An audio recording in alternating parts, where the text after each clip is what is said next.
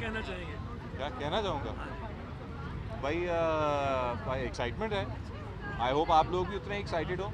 ये खास करके मुझे लगता है न्यूज़ चैनल्स को बहुत अच्छी लगेगी ये फिल्म। अच्छा। जिस तरह के इसमें जोक्स हैं और जिस तरह की इसमें परफॉर्मेंसेस हैं, जिस तरह का पॉलिटिकल सैटायर भी है इसमें, तो आप लोगों को बहुत मज़ा आएगा। The legend of Maula Jatt के बाद एकदम ऐसा करेक्टर एकदम नहीं, एकदम तो नहीं है। बॉला जट जो है आई थिंक 4-5 साल पहले की थी। उसके बाद जब तक उसकी पोस्ट हो रही थी तो इस पे काम किया और फिर नीलोफर पे काम किया।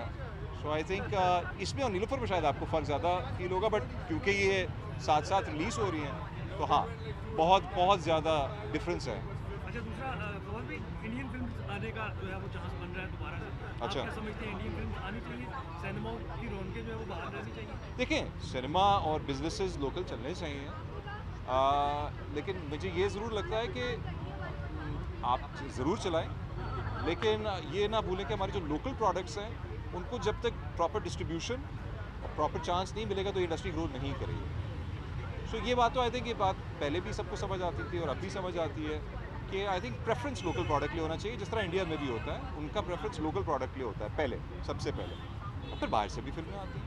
सो बेशक लेके आएँ, लेकिन I would say that first promote your products, because अगर आज 10 करोड़ की फिल्म बन रही है या 20 की बन रही है, अगर वो बिज़नेस बेहतर करती जाएगी तो आपकी फ़िल्म की क्वालिटीज़ भी बेहतर होंगी और 40 की भी बनेगी, 50 की बनेगी और इंशाल्लाह 60 की भी बनेगी और उसके बाद।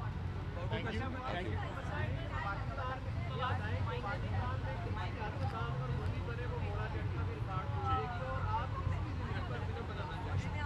सियासतदानों में से यार यहाँ बन नहीं सकती, मतलब सबको इतने प्रॉब्लम्स होते हैं कि यहाँ पे बन नहीं सकती, तो ये बात यहीं पे ख़त्म हो गई। Thank you so much.